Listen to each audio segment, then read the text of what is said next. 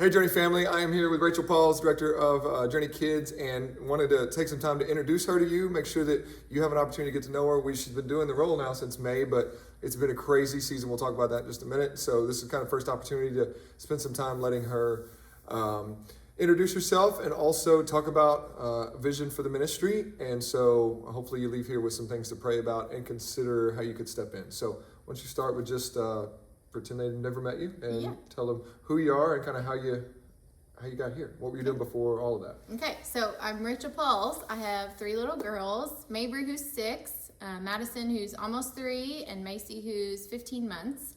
My husband's Cody Pauls. He's a PE teacher for Marion High School, and he coaches and does all the things. So I was a speech therapist before this for Williamson County Special Ed. We served the whole county, but I worked specifically in Johnson City schools. I did speech therapy with kids from ages 3 to all the way to high school. I just felt that the Lord was calling me to something else. I wanted some more time with my own children while they're little. And, I just felt like I needed to pour into the children that I was working with more with the gospel. And you're kind of limited in those areas in the public schools. And then this opportunity came open, and I just really felt called to hop in here. So awesome. Yeah. We're glad to have you. Oh, I've enjoyed it. Yeah. All right. And you're doing great so far. And so part of the reason we're just now getting to this video is because you were finishing the job at the school up through May, well into May. But you started doing part of the role here in May, and then handing off the rest of it in June, and then jumping right into BBS. And so you killed it. It did great. Thanks. We made it through. Did you recover? Yes. Okay. So VBS is over.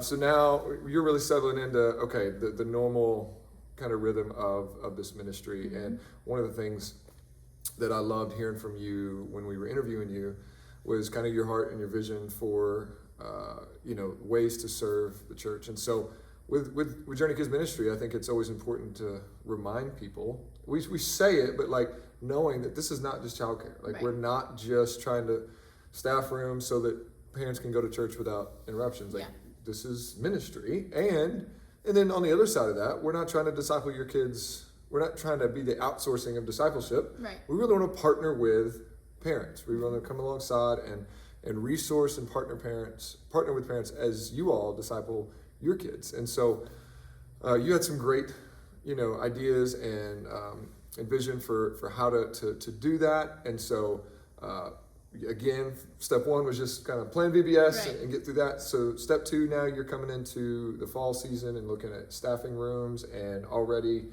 needing to expand a bit, right? Mm-hmm. So talk to the church about what that means and how they can consider stepping in and what that might look like to help, because it's good problems. We got little kids. Yeah, we got lots of kids back there. So the K2, the kindergarten through 2nd grade room, runs about 20 kids every Sunday. It's a lot of kids in a little bitty room. Yeah. And then same for 3rd through 5th grade. So there's quite a few kids in that room as well. So we're looking at splitting those 2 rooms into 3 separate rooms. So basically we're adding a classroom, which will need to be staffed. So what we have done this past year, I think it was new this past year, was we went on a monthly rotation. So you serve 1 Sunday a month. You just pick a set, like you commit to first Sunday or second Sunday. And you're staying in that room. Yeah. And so you're in that room the whole year, your first Sunday or your second Sunday every month. And it's the same people every single week. So basically the classrooms will only have 4 teachers. Which is awesome. I think we've really enjoyed doing it that way. There's a lot of benefits to that, right? Yeah, a ton of benefits. The kids, the teacher, Yeah, you get to know your kids. The kids know you. I know Mabry. She knows all her teachers. She knows their names. She knows what to expect when they come into the classroom. Yep. She knows who brings the good snacks. So it creates a relationship between the teacher, and not just the teacher and the parent, but the teacher and the teacher and the kid. The teacher and the parent.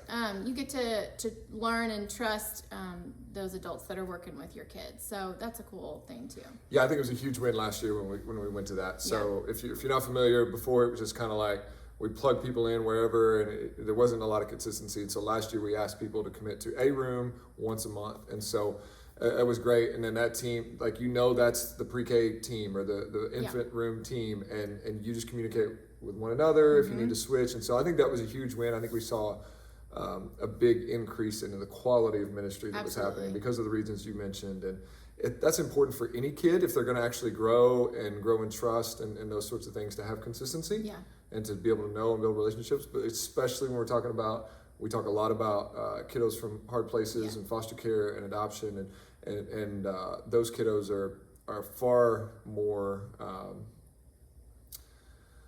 That goes a lot further for them. If they need the more that consistency routine, they need that and structure.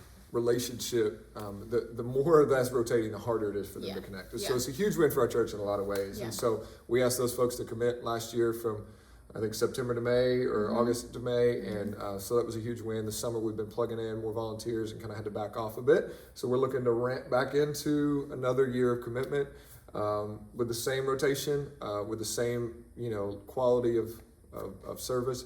And so we'll be looking for that. And then there are spots for what do we call them? Like alternates. I was going to say floaters. But alternates to fill in fifth Sundays and other spaces. And so we need folks beyond just those teams. But we're looking for another round of commitments for that, and then with an additional room. So we need you to so we need you to be considering, hey, can I do that? So if they do that, it's one Sunday a month. One Sunday a month. And the curriculum is provided. You have access online to the curriculum. I upload it to the Planning Center website beforehand, so you can look it over. Any supplies that they need, I would provide. If you're doing a craft or if you're doing an activity or a game. You're more than welcome to bring in additional, activities or crafts. So it's all pretty much there. We have videos that kind of go through the Bible lessons. Right now we're going through kind of the Old Testament, just the creation on up. So it's cool to see too. The adults, I think, are seeing the gospel in a different perspective. They get to see it from a kid's eyes whenever you get to teach the kids. It's different whenever you're teaching someone versus just someone pouring into you. So it's pretty cool. Yeah. It's we don't do a good enough job here of reminding all of us of what's happening back there. That this is not just childcare. That this is ministry. And I know my kiddo, my oldest, when she got saved, a big part of her testimony was one of the lessons from Journey Kids, and those teachers walking her through that and realizing she had a personal need. And so this is a beautiful ministry, a lot that's happening and going. So we want the church to be considering, hey, what role do you play in that? At the very least, we want you praying for that ministry, for Rachel and for the volunteer team, but we really want you all considering, man, what role do I need to play? Do I need to step in and be an alternate or be one of the room leaders? And I think there's this tension between, we want people who are really called and gifted, and that's ideal, that we staff every room every Sunday with people who love it and are gifted at it. Right. That's ideal. And so, but you don't have to be a teacher. Yeah. You don't have to be a teacher to volunteer. That's exactly right. Yeah. I mean, we got the younger kids' rooms. You're not teaching. You're just kind of loving on, just kind of hanging praying, out. just having fun. Yeah. But then snuggle some babies. That's right. Got lots of babies. There's space for folks that maybe not be the teacher. You can be a room assistant, those sorts of things. Yeah. We need all of that. And so certainly if that's you, let us know. I mean, if you're doing another ministry, we value this enough. We would rather, have you step off of those teams to make space here. So honestly, if you're doing something else here at the church and that's the obstacle, let us know. We would love to try to fill that role and get you back into Journey Kids if that's your gifting. But then beyond gifting, I think there's a little bit of a tension of responsibility that especially if you're a parent and you are blessed by Journey Kids, would you consider signing up to play that part? I know prior to me being the pastor, I was working at Aldi and I was I had to work at least one Sunday a month, but I still I love Journey Kids, so I'm going to sign up and serve at Journey Kids. So that meant I was only in church twice a month, but it was enough value that that's how we want all of us to see it, is this is something that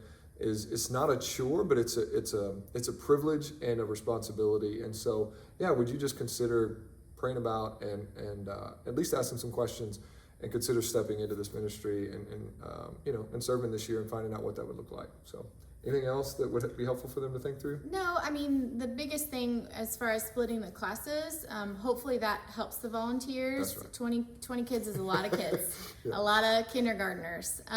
So, if we split the classes, that's what we want to help the volunteers, want to help the kids. We want to make those classes smaller so you have more one-on-one interaction.